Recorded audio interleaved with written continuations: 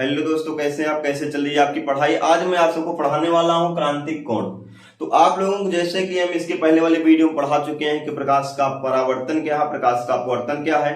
अपवर्तन के माध्यम से आपको दो प्रकार के माध्यमों की आवश्यकता पड़ती है, जिसमें एक आपका सघन माध्यम, दूसरा आपका दोस्तों होता था विरल माध्यम। लेकिन अगर हम आज क्रांतिक कोण के बारे में बात करेंगे, सबसे पहले हम देखेंगे इसकी आवश्यक शर्तें क्या होंगी। पहला काम, इसकी आवश्यक शर्तें हम जान लेते हैं। आवश्यक शर्तों में सबसे पहला, जो प्रकाश की किरण होती है, प्रकाश का जो प्रथम माध्यम होता है, यानी कि प्रकाश की किरण का जो प्रथम माध्यम होगा वह हमेशा क्या होगा दोस्तों? प्रथम माध्यम क्या होता है? सघन होगा। यानी कहने का मतलब, जो लाइट है, लाइट रेज जो होगी वह हमेशा डेंसर टू रेरर में जाती है, रेरर में जाएगी। या हम कह सकते हैं कि जो प्रकाश की किरण होगी वह सघन माध्यम से किस में जाएगी दोस्तों? हमेशा विरल माध्यम में जाएगी। इस बात को आप विशेष ध्यान रखिएगा कि यह हमेशा क्रांतिक कोण के लिए आवश्यक होता है। तो मान लीजिए आपके पास कोई एक ये दिया गया है, आपका ऊपर माध्यम है दोस्तों सघन है और नीचे माध्यम आपका दोस्तों क्या है? विरल है। ऊपर आपका सघन माध्यम है, नीचे आपका विरल माध्यम है, तो आप जानते हैं कि आपका क्या है? अभिलंब है। ये दोस्तों क्या होगा? अभिलंब होगा। आप जानते हैं कि जब कोई प्रकाश की किरण सघन माध्यम से दोस्तों विरल माध्यम में प्रवेश करती है तो अभिलंब से दूर हटती है। अभिलंब से क्या होगी दोस्तों? दूर हटती है। ये आपका एंगल आर बनता था। फिर समझिएगा, आपको हमने बताया था कि जब प्रकाश की किरण सघन माध्यम से विरल माध्यम में जाती है तो वह अभिलंब से दूर हटती है, अब याद कर लीजिएगा। मान लीजिए आपका दोबारा फिर से हम एक फिगर बनाते हैं, वही काम।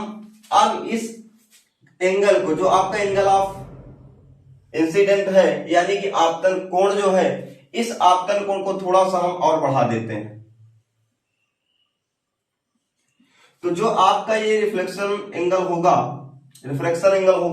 और ये भी क्या होगा दोस्तों? थोड़ा सा बढ़ जाएगा। यानी कि भी क्या होगा? थोड़ा सा क्या होगा दोस्तों? बढ़ जाएगा। यानी कि जैसे जैसे आप आई को बढ़ाते जा रहे हैं, वैसे वैसे आर का मान भी क्या होगा दोस्तों? बढ़ता चला जाएगा। तो जैसे जैसे आई के मान को बढ़ाते जाते हैं, इंक्रीज करते हैं, वैसे वैसे क्या होता है? आपका आर का मान भी क्या होगा दोस्तों? इंक्रीज करता हुआ चला जाएगा। तो दोस्तों आपको पता चल गया कि मान लीजिए आप आई के मान को बढ़ाते जाते हैं, आई के मान को क्या करते हैं दोस्तों? बढ़ाते जाते हैं। आपको पता है जैसे जैसे आई के मान को हम बढ़ाते हैं वैसे ऐसे आर का मान भी क्या होता है दोस्तों? बढ़ता चला जाएगा।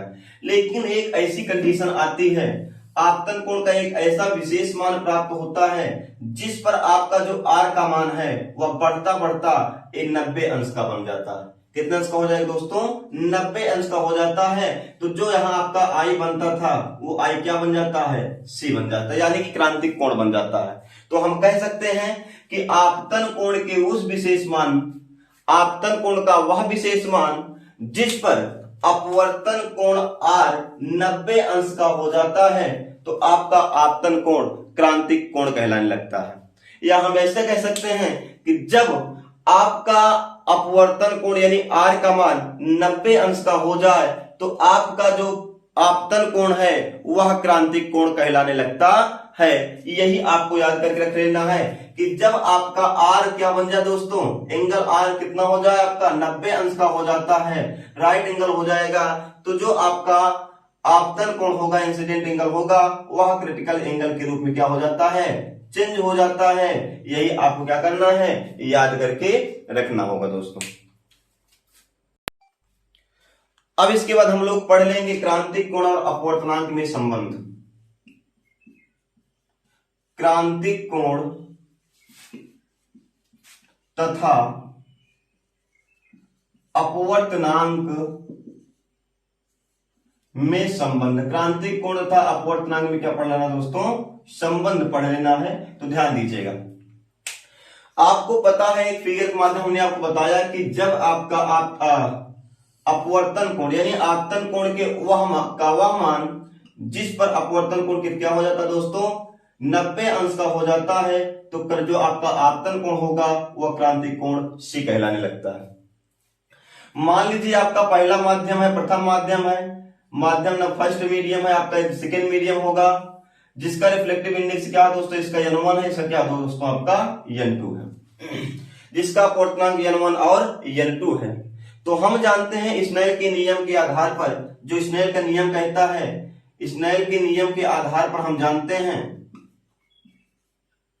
स्नेल के अनुसार हम जानते हैं कि sine i upon sine r is equal to 1n2, पहले में माध्यम के सापेक्ष दूसरे माध्यम का अपवर्तनांक, पहले माध्यम से दूसरे माध्यम में प्रकाश की किरण आपकी जा रही है। लेकिन हम जानते हैं कि आपका आई का मान क्या हो जाता है दोस्तों, सी होगा, कब, जब आर का मान क्या होता है 90 अंश। तो हम वैल्यू को पुटअप कर देंगे, साइन आई के स्थान क्या कर दिया जाएगा, साइन सी कर देंगे, और जहां पर साइन आर है, आर के स्थान क्या कर देंगे दोस्तों 90 अंश कर देंगे, इज इक्वल टू 1n2 हो गया। तो अब हम जानते हैं कि साइन 90 अंश का जो मान होगा वह दोस्तों 1 होता है। कितना होगा, 1 होगा। तो यहां पर लिख देंगे कि sine c is equal upon 1 is equal to 1n2। अब और आगे बात करना चाहेंगे तो हम जानते हैं कि 1n2 को हम लिख सकते हैं 1 अपॉन 2n1, जो आपका रिवर्सिबिलिटी ऑफ लाइट उत्क्रमणीयता के सिद्धांत पर आधारित है।